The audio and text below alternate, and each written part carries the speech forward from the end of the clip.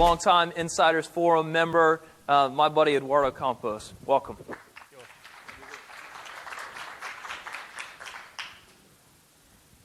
It was the height of the 2008 real estate crisis. Far away on the rural state of Washington, on September 2008, had to make a decision. He was going to move to the 8th grade, but his family, all farmer workers in rural Washington, were in trouble because they could lose their house. So he had to make a decision on, in the short term, helping to close the gap, the income gap of his family, or have a shot at the long term and go to school to the 8th grade, and then try a spot and go to college. Today, the same thing happens every year, from 6th grade on.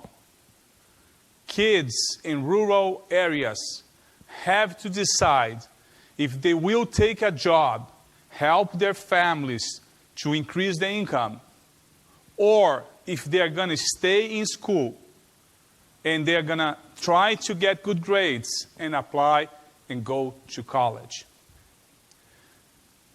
My story, personal story, is very similar to that. I was in Brazil in the 70s. I was 12 years old when my father passed away.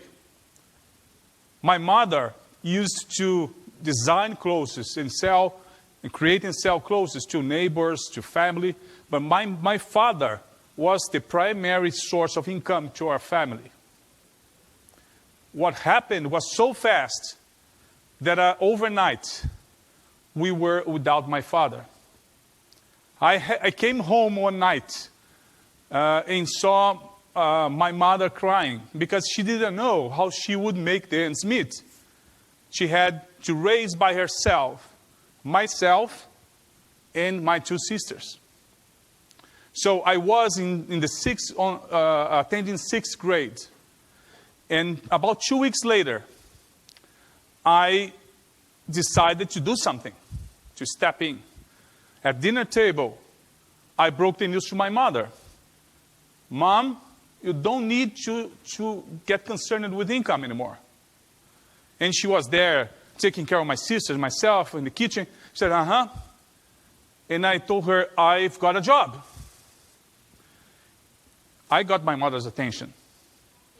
She stopped and brought her hand to her mouth and almost choking, said, how about school? You love to study. You have great grades. How about school? And I told her, don't worry. I'm going to drop out for a year.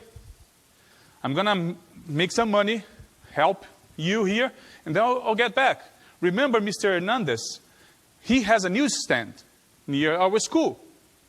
I told him about Daddy, and he needs a helping hand in the newsstand. So I'm going to wake up at 4:30 a.m., take a 30-minute bus drive, help him to unload, unpack all the newspapers and magazines, and I'll stay there until about 4 p.m., and then every day, 7 days a week. And then I'll make enough money to help you to raise my sisters and I. And then my mother said, no, I must insist, José Eduardo Campos, you are going to go back to school. You are not going to drop out.